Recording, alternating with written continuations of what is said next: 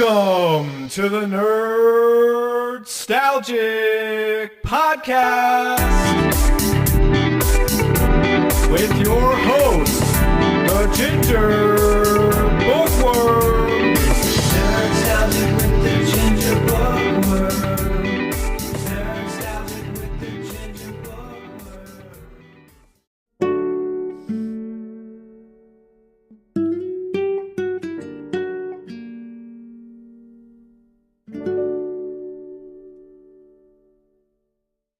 Howdy beans, and welcome back to another exciting episode of the Nerdstalgic podcast. I'm your host, Luke the Human. Hope you're doing well, hope you're all good.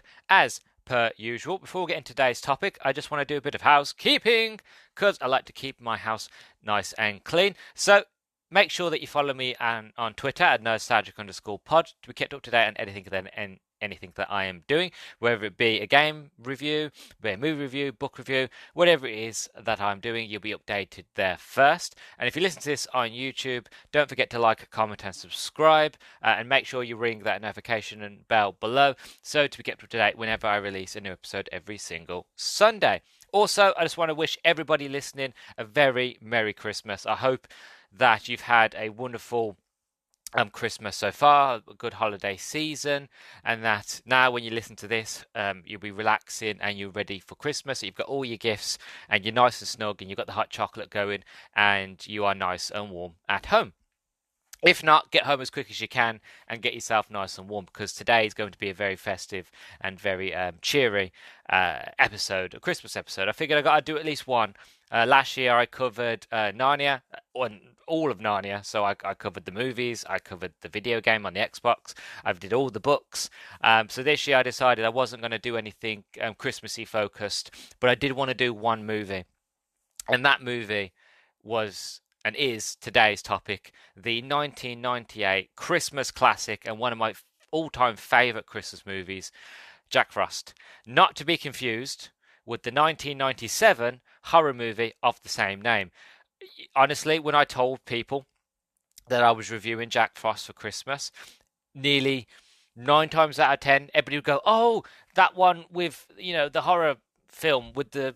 I haven't watched the movie, but like the one with the snowman that kills people. And when I used to go to Blockbuster, I used to go for Jack Frost, and I ended up getting the wrong movie because it had a monster on the front. And So how many times I've had to correct people? Like, no, it's the 1998 movie of the same name that came out the year later, and it's got Michael Keaton in it, and so on and so forth. It's a completely different movie, different change of tone, and all that. But it's just funny how many times I've had to correct people. But no. Sadly, we're not doing any Christmas horror.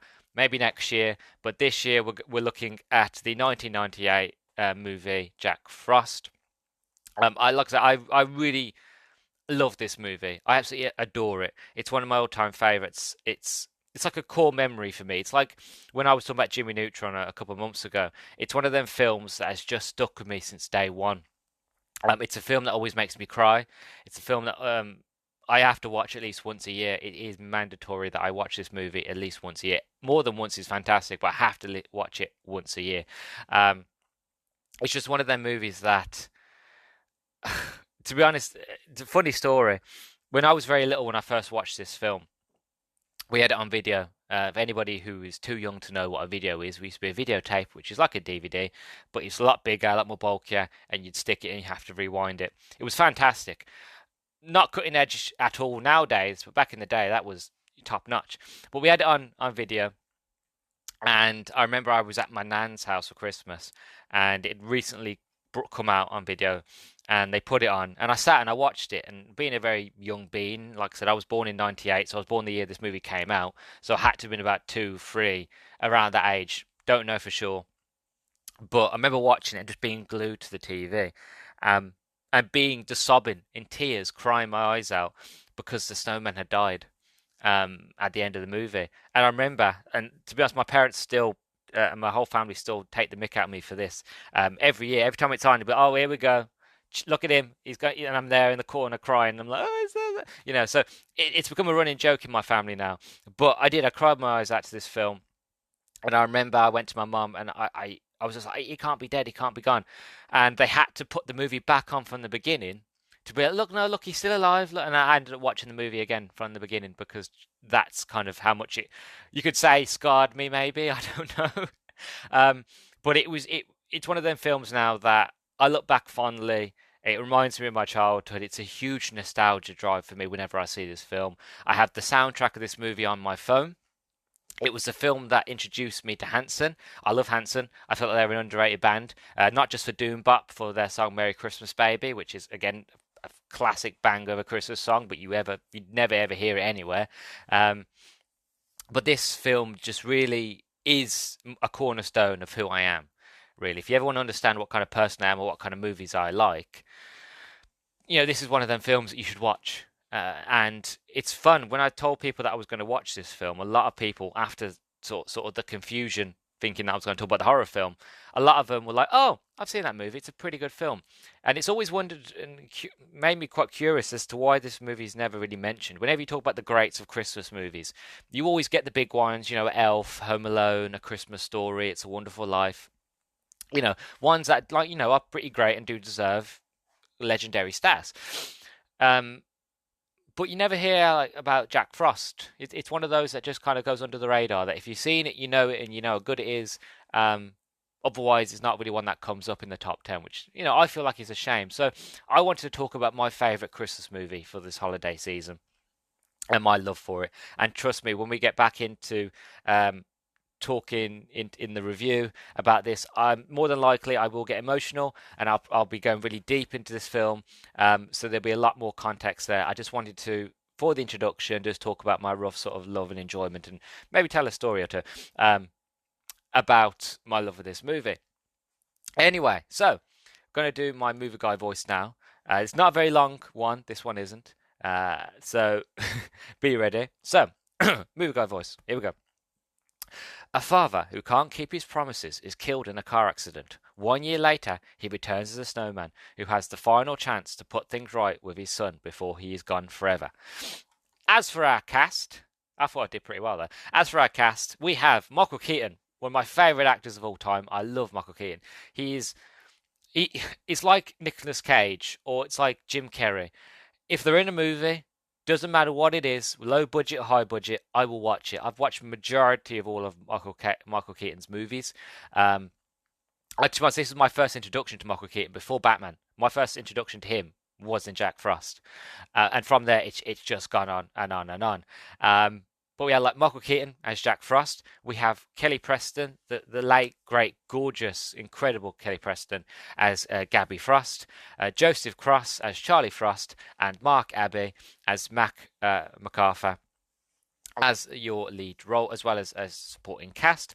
Like I said, this movie is wonderful. It really, really is. And it's kind of funny how most people's introduction to like Michael Keaton is through either like Beetlejuice or Batman. For me, it was Jack Frost. And whenever I see him in Batman, I'm like, yeah, that's Batman. But I'm thinking, yeah, he's also Jack Frost. But this is a very wonderful, magical movie. I'm not going to do a very long, drawn-out introduction because there's not really much to say. I think I've said what I need to say here. But generally, I'm so excited for this one because it is my all-time favorite Christmas movie. So what I'm going to do now, I'm going to go off, get the kettle on, get some hot chocolate, and I'm going to snuggle down. I'm going to put Jack Frost on, but then I'm going to come back. I'm going to just talk, wax lyrical, as the kids say, about how much I love this movie and how much it means to me and what it's done for me as a person. Maybe you might sit in there thinking, Luke, this movie's not that deep. It is to me, God damn it. So, without further ado, Merry Christmas one more time, and allons-y.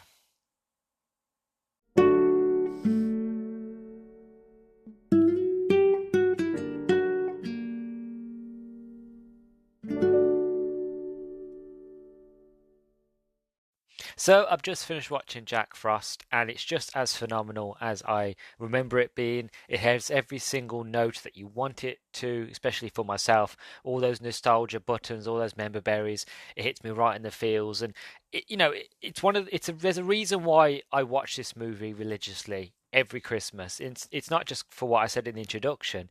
Genuinely, it is a very good, heartfelt movie. You take the Christmas side out of it.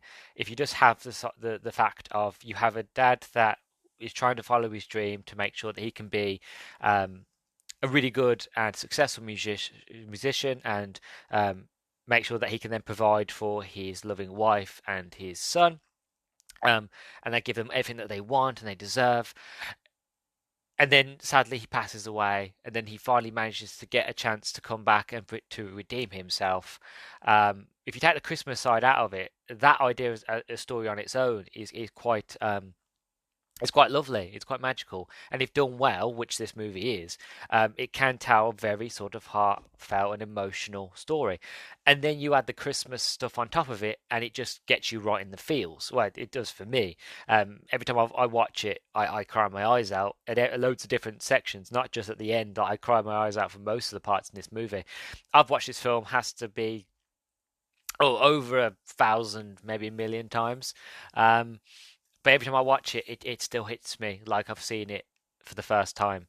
And then that, to me, is the power of good storytelling, of good acting, good storytelling, um, good writing, good everything about it is just good in terms of great emotions, great feelings, great atmosphere. Everything is just fantastic, and I love this movie a lot.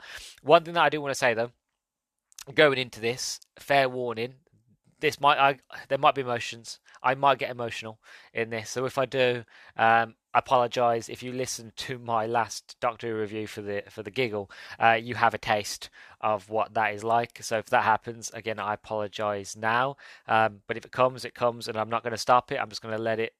Like I'm going to ride that wave, so you're going to have to ride it with me. Um, but like I said, my thoughts and feelings of this movie is that it's phenomenal. And if you don't listen to the rest of this review, and you've never watched this movie before, and you just want to see what this movie's about, then my honest, like first layman's terms, like full gate right out of the starting block review is, it's phenomenal, it's wonderful, it's magical, it's Christmassy, and you need to watch it.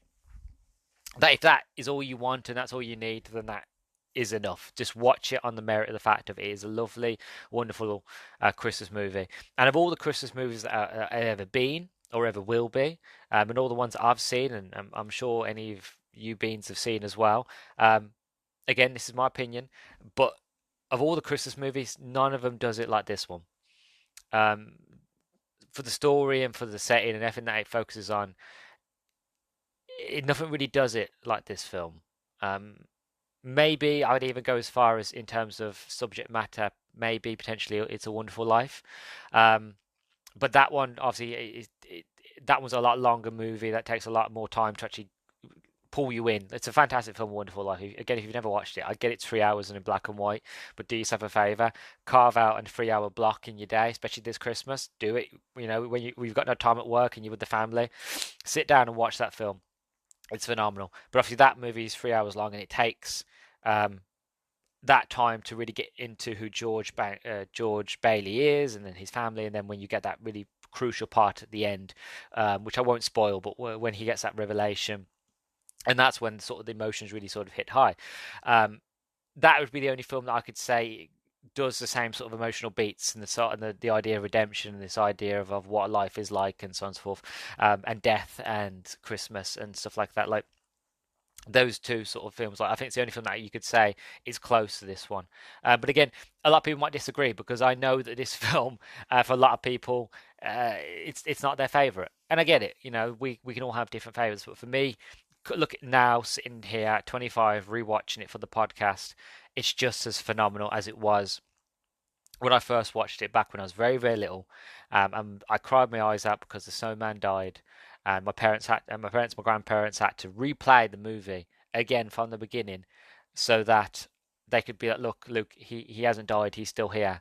I did. I remember I sat and watched the film again, and ever since then, it's just been a cornerstone of my life. This movie and Iron Giant are two films that are ingrained in my being. Of like, look, those. If you want to understand who I am as a person or my foundations, watch this movie, watch The Iron Giant, and you probably get some sort of an understanding of what kind of person I am, emotionally, personally, and all that jazz, really. But yeah, it was an absolute joy rewatching this movie for the podcast, and I'm glad I chose to do it. I wanted to do something for Christmas, and I wanted to share one of my favorite movies with you all. Also, moving on to the actual review part of this film, because I could gush over this film, but I want to get into specifics because that's the whole point of doing a review. So to get into specifics, I've never been to America.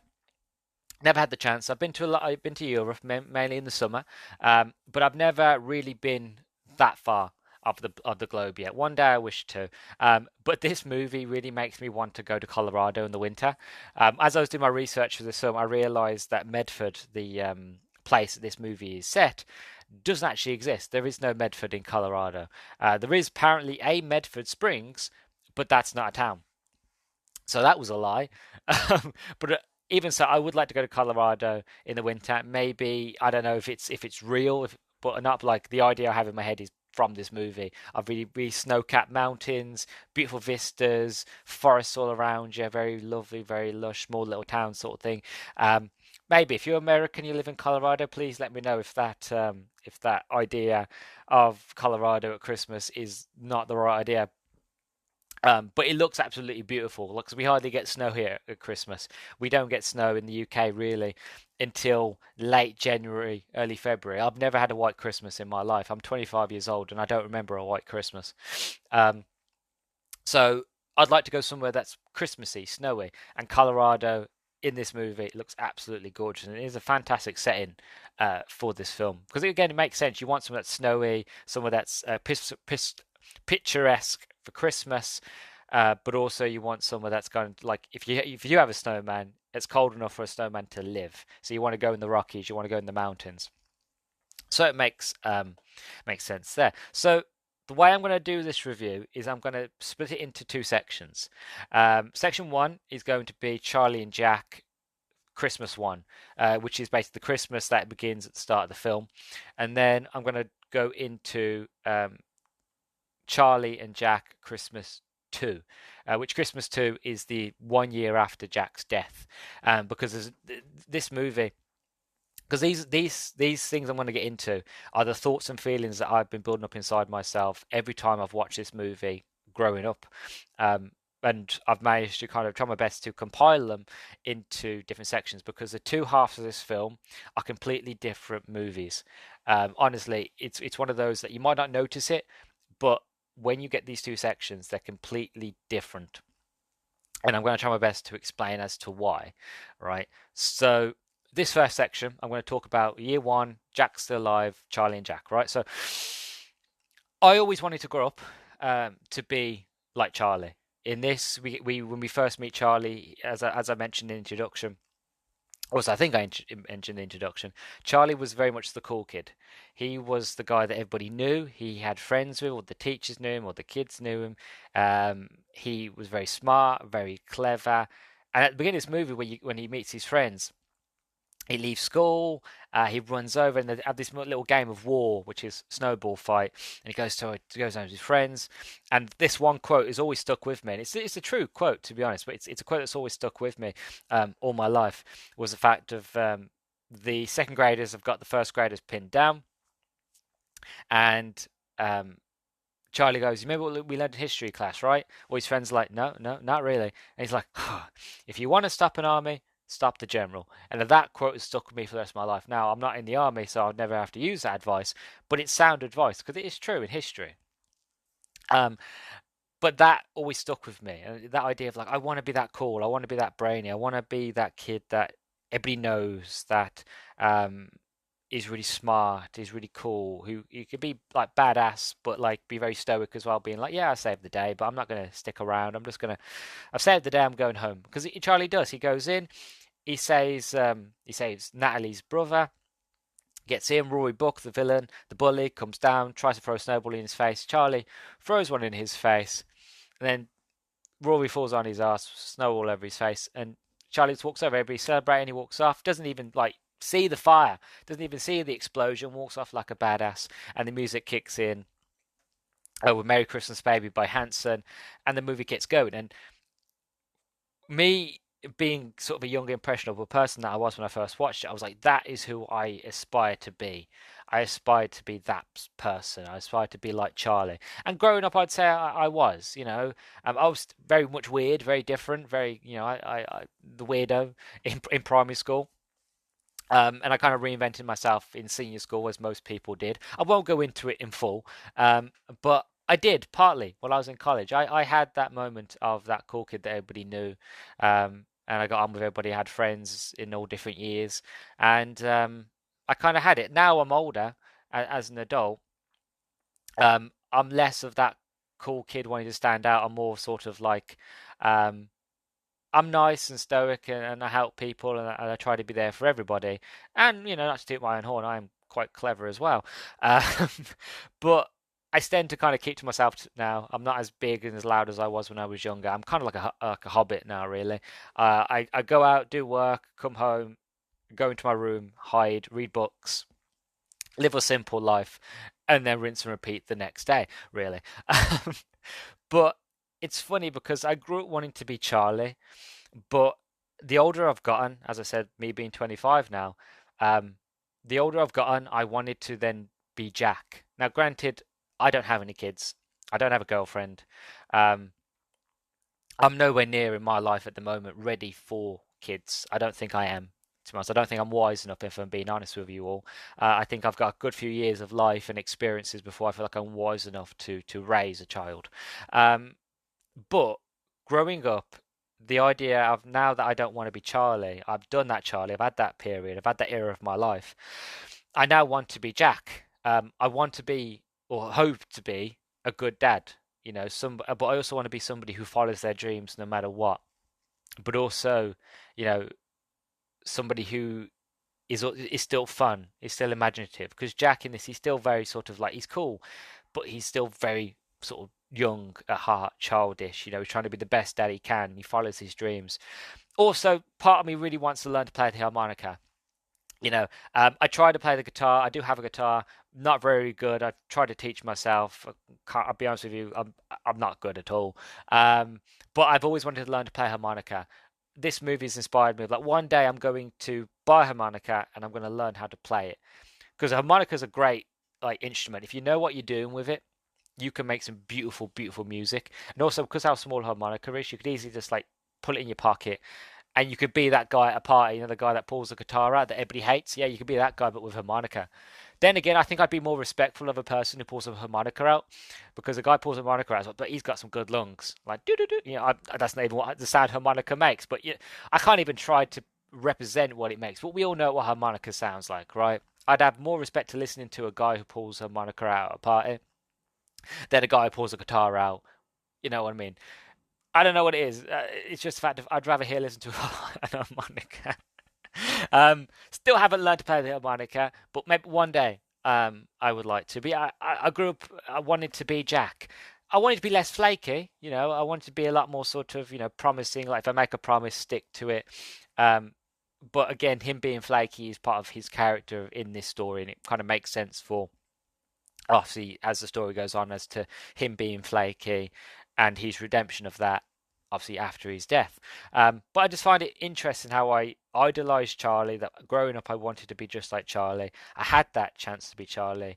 um, but now I'm an adult, I want to be like his dad. I want to be like Jack, and the hope that if I ever do have a child, that I can be as good to them, or as good as I can be to them, and be an inspiration to them. um, yeah, one day, maybe. Not ready yet, but one day it'd be nice to be a father. Who knows? I haven't put much thought into it, really, but one day. And anyway, moving on. Um, Jack tries to be sort of a good dad and partner to his son, Charlie, and to his wife, Cap. Um, but also he follows his dreams.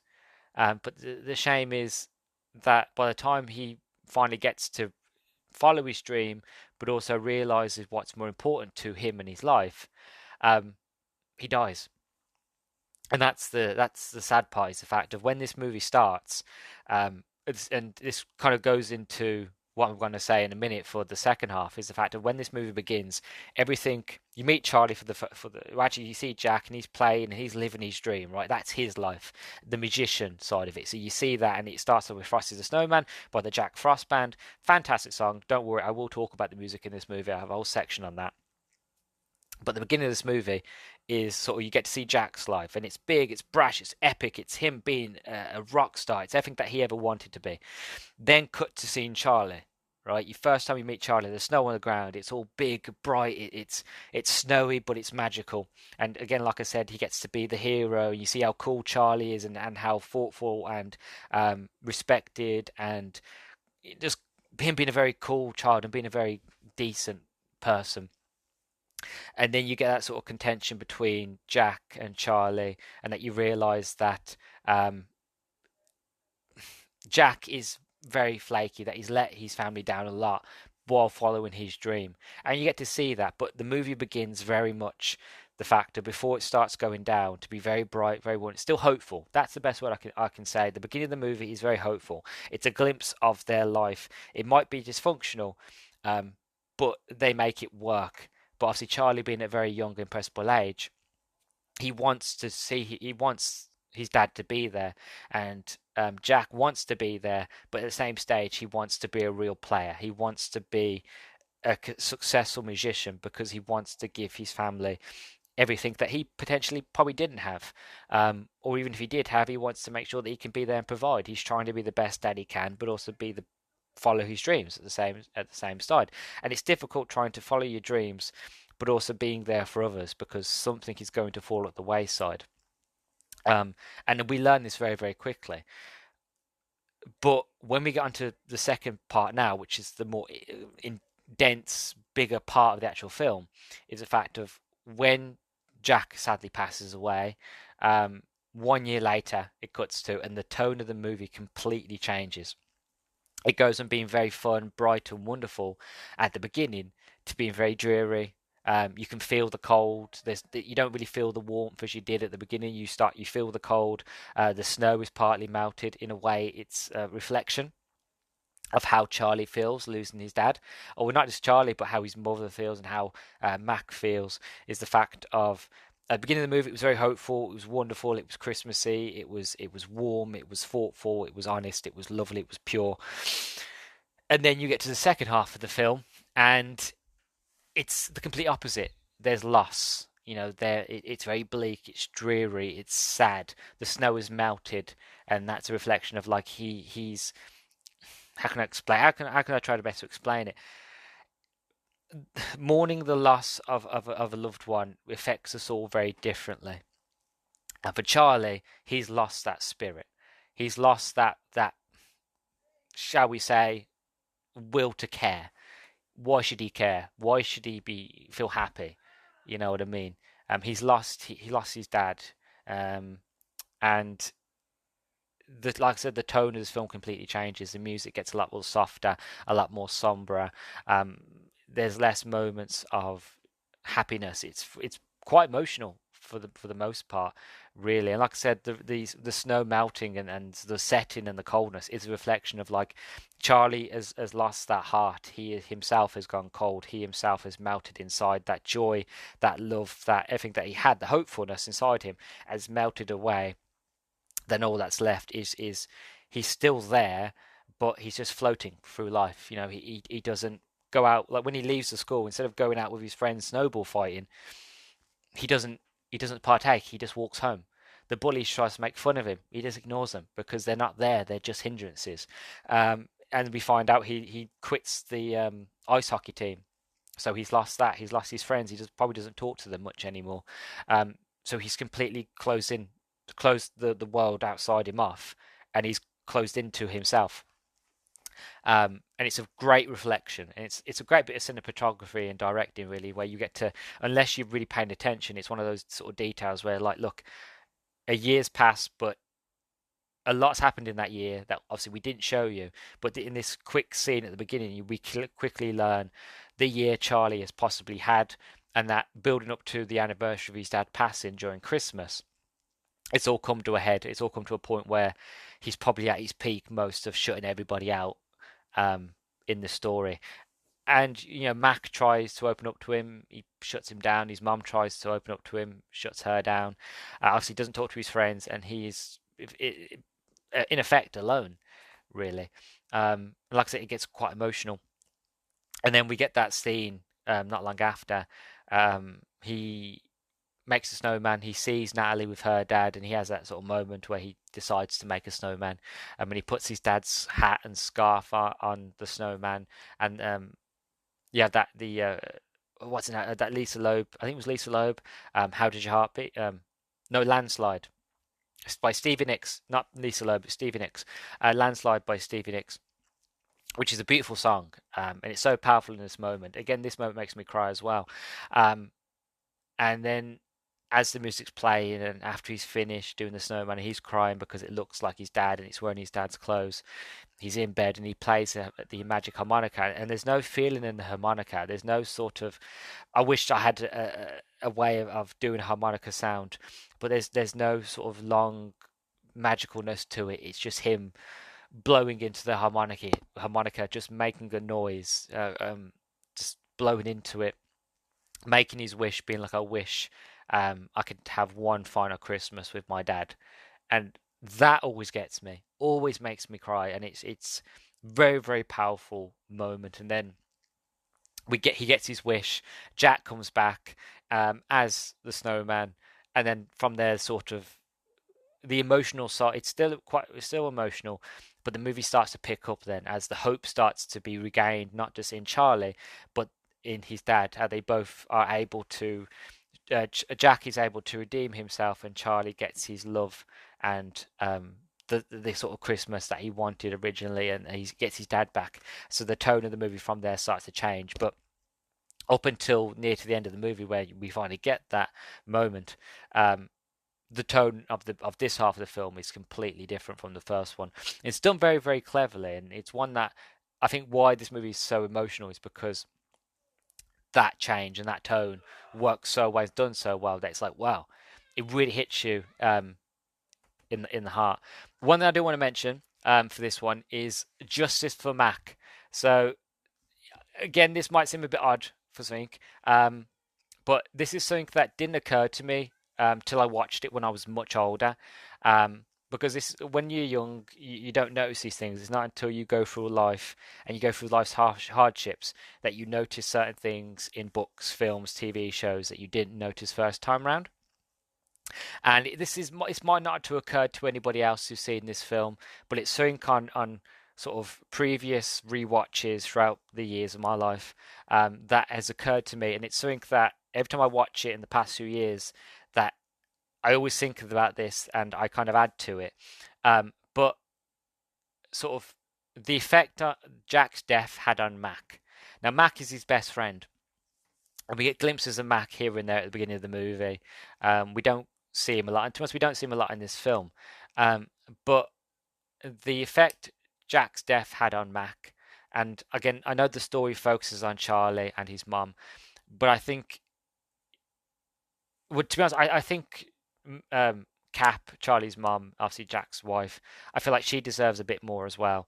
But what you've got to try and think about for in terms of Mac is the fact of how it affected him, because for one, it was Mac's car that broke that caused Jack's death. Because Jack was driving to the cabin, and the windscreen, it was really heavy snow, and the windscreen wiper stopped working and it jammed, and he's trying to bang it to keep going, and eventually as he's banging it, it's not moving, the snow gets heavier, he can't see where he's going, he crashes, and I think he goes off a bridge. We don't actually see it, but he crashes, and that killed him. Nowhere in the story, or any time I've ever watched it, or anybody I've ever who I know has watched this movie ever talks about the fact of how that affects Mac. Because you've got to think about it. If it was my best friend and my best friend borrowed my car, and because my car broke in terms of the windscreen or the brakes or whatever and caused their death, I don't know about you, but I'd blame myself for that. I would, and I think a lot of people would as well. You know, and it wasn't just the fact of it was his car. And I know Charlie and his mum lost a dad and a partner, but Mac also lost a best friend. He lost his best friend, He lost his groove. He even says in the movie when Jack was alive, it never felt like work. Music was just naturally, it was like breathing. It was just something that he just could do, and it felt fantastic, and he had his groove. And then when Jack died and he lost his best friend and he lost his bandmate, um, it felt like work. And Jack always said to him, it should never feel like work. And so he lost his groove. Um, then I'm guessing we didn't see it, but I would imagine that the band disbanded, and then Mac went off to work at a hardware store, and always tries to be there for Charlie and his mum. Again, we don't see it; we only ever see it during Christmas. But I would imagine he tried to be there at the funeral, after the death, throughout the year. Um, but no one ever talks about Mac. That's why I say justice for Mac, because there's never a moment where Mac gets a chance to sort of talk to Cap, or to even get to meet Jack, really, and to kind of say sorry about what happened with the car, and that trying to get sort of have a chance to apologize, and maybe Jack accept his apology, and again, I get it. Like, this movie is about 120 minutes, 220, 122 minutes long. And if you had that moment where Matt gets a chance to say sorry and have that whole redemption there, and even Cap as well, Jack's wife, Charlie's mum, even if she gets a moment with time with Jack as the snowman, and they have a little moment as well. I know the film would be longer, and the film tries its best to focus more so on Jack and Charlie's relationship, but I feel like that, I don't mind if this movie would have been like an hour and a half to 2 hours long. It wouldn't have bothered me, because I feel like if you had those extra moments, it would have been nice as well. So that's why I say justice for Mac, because no, we don't talk enough about how sort of Jack's death affects Mac. We see it here and there in parts, but it's never something that's properly spoken about or gone into.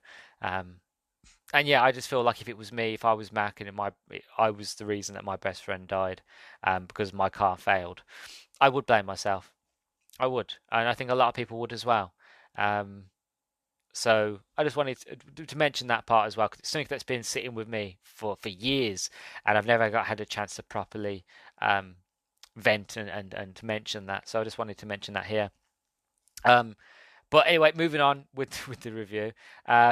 As for sort of Charlie and his dad's relationship, sort of Jack is getting the chance to be a dad, to right the wrongs he couldn't in life, which something that is very emotional, very loving as well. But Charlie is getting something we all wish for, which is some more time with the ones that we lost at the end of the day.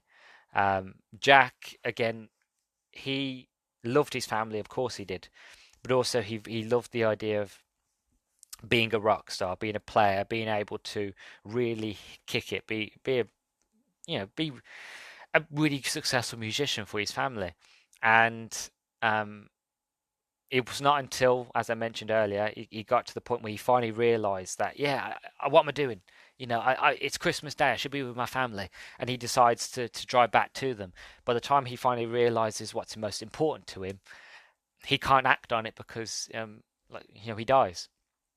So this for him is a way to come back and to actually spend time with those that matter. There's no musical numbers. There's no time of him trying to be a rock star as a snowman or anything like that. Like, look, no, I've got a second chance to come back. I'm going to make amends. Charlie wished me to come back. I'm going to fix things with Charlie, because Charlie really, really needs me right now. Cap obviously probably needs him as well, and Mac probably needs him as well. Justice for them too, obviously. But obviously the story focuses on Charlie, and he manages to come back and he fixes the wrongs he had with Charlie, to actually be there for him for Christmas, be his dad, be that figure in his life, to get him back into playing hockey, to get him back with his friends, to get him back playing hockey with his team, and to really just kind of letting him go, not letting him go, but letting him go, sort of fact of being the fact, like, don't hold up, don't stop your life for me, being like, you can keep going, I'll still be here, just keep going, you know what I mean? which is very lovely. And again, Charlie also, like I said, he gets something that we've all wished for, is some more time with the ones we lost. I've never lost a parent, not yet. It will happen eventually. I'm not looking forward to it. But I've lost grandparents, I've lost friends, I've lost pets, and no matter who it is, it still hurts like hell. And it's one of those, the fact of, I wish I could have time back with all of them that I've lost. This is where I'm going to get emotional now. Again, apologise, but I'm just going to let it happen. Um, I wish I could have time back with the people that I've lost. Bloody hell! To be honest, whenever people ask me if I could go back in time and go and do school all over again, I would. And it's not the fact of doing school over again to make different choices. It's generally I'd love to go back to those time when I was at school to see everybody. To see all the friends that I haven't spoke to in years. To see the friends that are no longer with us. So Charlie gets something that we all wish for, which is a second chance with the ones that we love. So it's internally that as well. It's a very beautiful, wonderful thing, and obviously what makes it really emotional, which in turn what makes the ending so powerful, and reason why I cry all the time, and why I cry the hardest to the end of this movie is because with Jack redeemed and realizing that Charlie is his legacy, it's this quote that always gets me. And it's one of those quotes that always, one of the many quotes in this movie that has stuck me forever. But it's two really powerful quotes here at the end of this movie that will stick with me forever, right? And it's this one. So the first one is, I was so busy trying to make my mark on the world. You are my mark on the world, Charlie.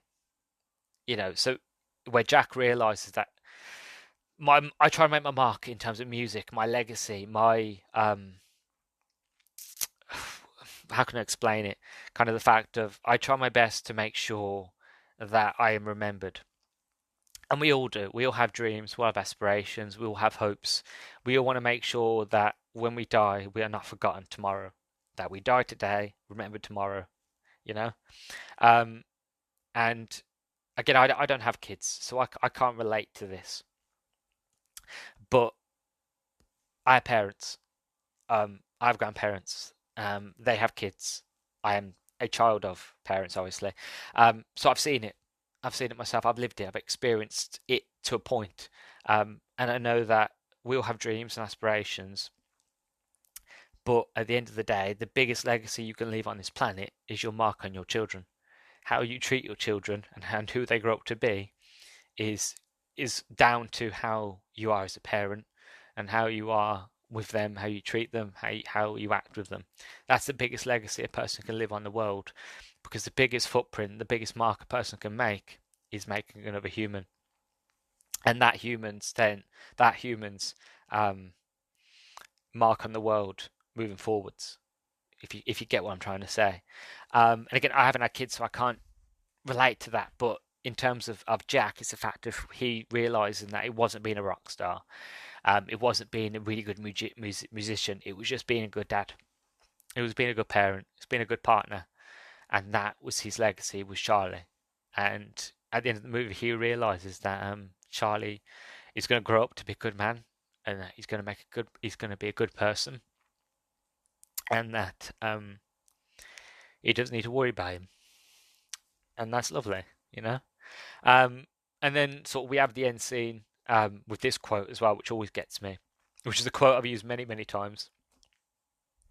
And it's a quote that I hold dearly to me, especially with the ones I've lost myself. It's one that I repeat to myself, and it's just a quote that's so powerful but so meaningful to me and to many other people as well. And it's simply, it's a longer quote, and I've shortened it, but it's simply, as long as you hold somebody in your heart, you can never lose them, never. And that's true. As long as you love somebody, as long as you hold them deeply in here, you never lose them. Even if they're not here, they're still with you. And that's what I was trying to refer to earlier, was the fact of Charlie sort of gets a second chance sort of to be with his loved ones, but it's also the showing the fact of it's time to let me go. Like, you will always remember me, you'll always miss me, you'll always regret not having me around, but I will always be here. You just hold me in your heart, and I will never not be there. And it's a very lovely sentiment. And again, it's what gets me crying. And the reason why I love this movie so much is the fact of it's not just a Christmas film. It's a movie of love, of passion, of redemption, of life and death. The acceptance of both, and the acceptance of time is fleeting, so use your time well. It's a very lovely message. It's a very wonderful movie. And as you can tell, it's one that makes me cry. And even now, it's making me cry just talking about it, you know? But this film, it's just a gorgeous movie. And it's one that I don't understand why many people haven't watched it, or even the fact of those that have watched it don't talk about it enough. And like I said, it baffles me whenever people say, "Oh, my favorite Christmas movie is this. My favorite Christmas movie is that." But on that list, sometimes it's not never usually in the top five. It's sometimes in the top 10. But it's never one that people go, hand on heart, my favorite. But for me, this is my favorite Christmas movie. This is a cornerstone of me. This is who I am as a person. This movie basically helped sculpt. I know it sounds crazy to say that, but it's one of those things that you wouldn't understand unless you have that movie, TV show, character, or book, or whatever from your childhood that you watched all the time, that you really love, that you'll understand this. But this movie has a hand in making me of who I am today, and for that, it means the world to me. And I will love it forever. It's just a great piece of cinema, in my opinion. Really, really is. Absolutely wonderful.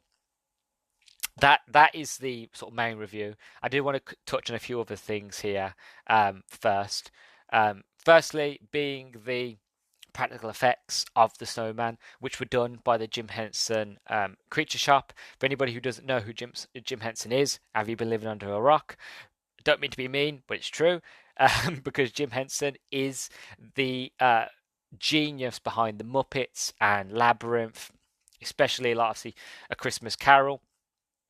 He and his Creature Shop have done many sort of practical effects. I think they also did the practical effects for Small Soldiers as well. I think that was them. I'm not really sure, but there's a reason why whenever I do reviews and I talk about old movies with practical effects that I bang on about them. It's because the practical effects that are done well, which here they are done really, really well, thanks again to the Jim Henson Company who know what they're doing in terms of puppetry. It looks fantastic, and no matter how old the movie is, they will always look good. This movie's as old as me. This movie's 25 years old, right? We're both the same age. I don't look as hell of a good as I looked when I was younger, you know.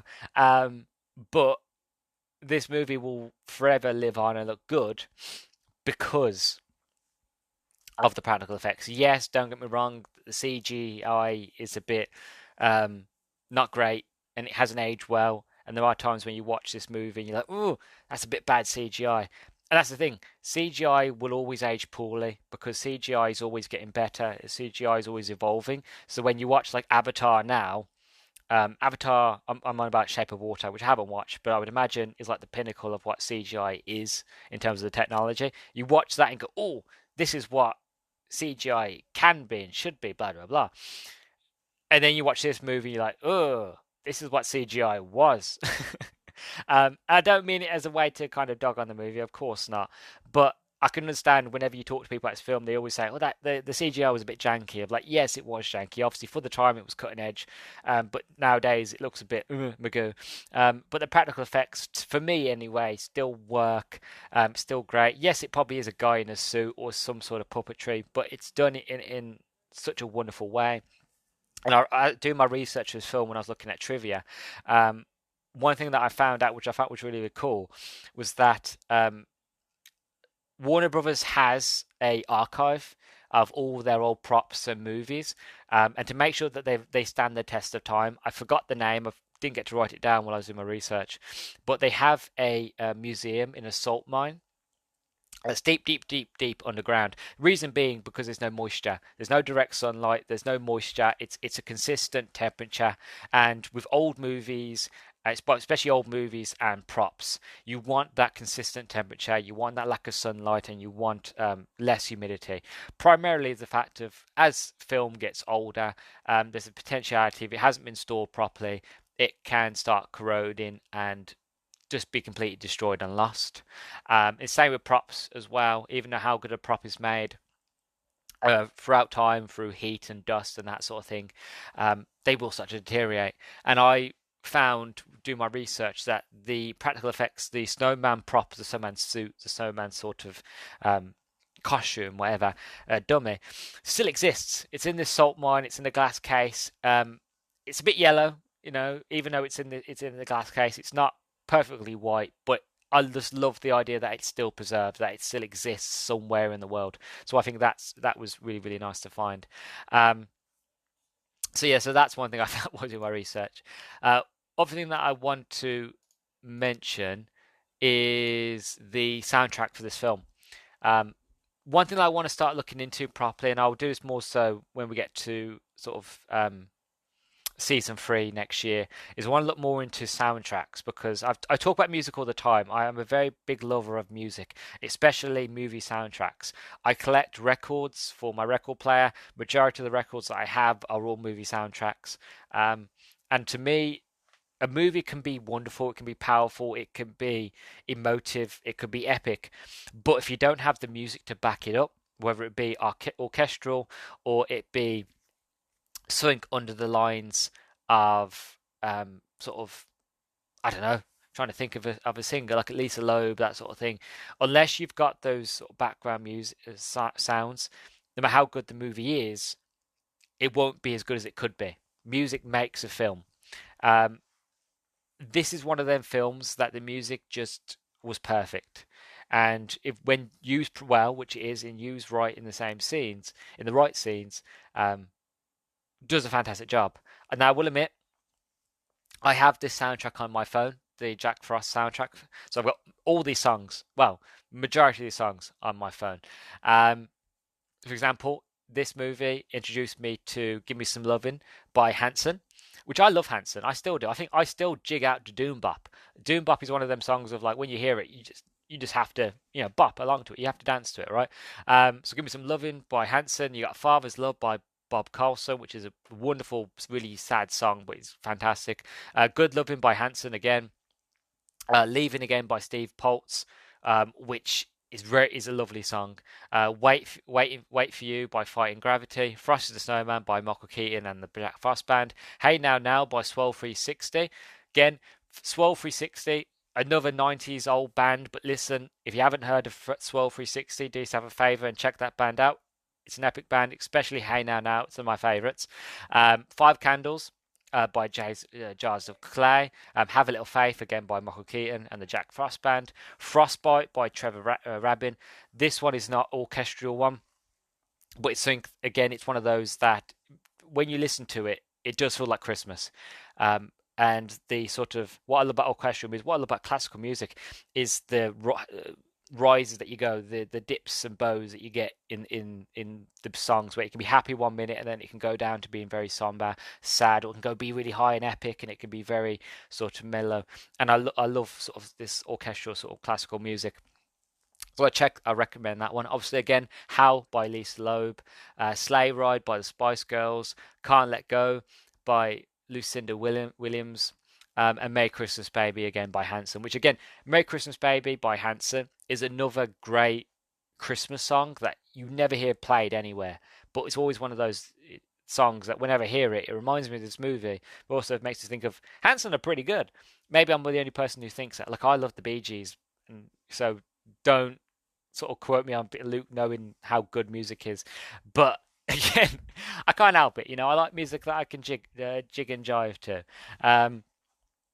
But yeah, the soundtrack's movie, I love it, and it's one that I have on my phone, and it's one that I listen to regularly. Even if it's not Christmas, I would just sit and bop to a lot of those songs, and they get me right in the feels. They get me right in the heartstrings. Anyway, so moving on now. Before we get to the end, we get to the wrap up. A bit of trivia, because I did promise it. It's interesting while doing trivia for movies, because you can watch movies that you really, really love, and then when you start doing trivia, when you learn things that you go, bloody hell, how did that work? Um, how was that a thing? But it's one thing I love about trivia. I love random facts. Biggest one that I found surprised the hell out of me. It still does now, even though I know about it. I'm still very much in shock. So apparently, George Clooney was originally attached to be on the project. When he left to do Batman and Robin in 1997, Michael Keaton was originally who originated the role as Batman in live action 8 years earlier, was cast into the lead of the role. Before Keaton took over, Jim's Henson Creature Shop had already designed their snowman animatronic specifically to George Clooney's facial features and acting style. So basically, obviously George Clooney went off and left the project to do Batman and Robin. Michael Keaton then came on to do the role. And I find it funny is the fact of this movie would have been so much different if George Clooney had been in the role. Not to sort of disgrace the name of Clooney, and not at all. I just feel like his acting style and Michael Keaton's acting style would have been made this film so much different. I don't think it would have been as emotional as it possibly could have been if it was George Clooney. I just don't feel like George Clooney has the sort of, from what I've seen anyway. I don't know because I haven't seen huge movies with George Clooney, and he doesn't actually do a lot of films nowadays. But for Michael Keaton, he has the acting chops to do the funny, but also to do the emotive really, really, really well. And I feel like this film would have been completely different if it was George Clooney. Also, obviously, more trivia as well. Talk about Michael Keaton. Michael Keaton co-wrote 2 of the songs on the soundtrack, which were the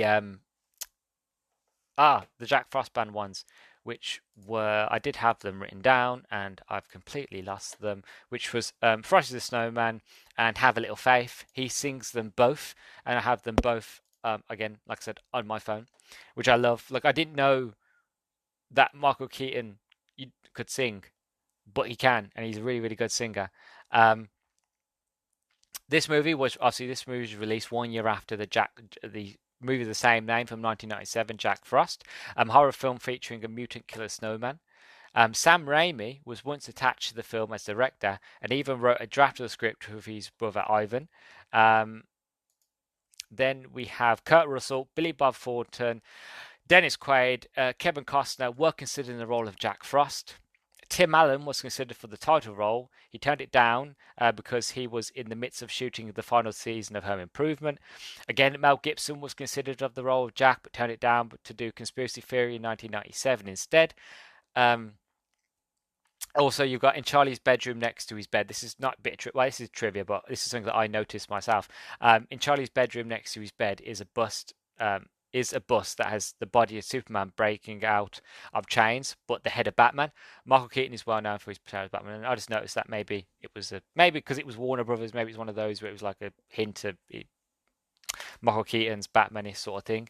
But also you had Jake Lloyd was considered for the role of Charlie Frost. Renee Zellweger was considered for the role of Gabby Frost. Yeah, it's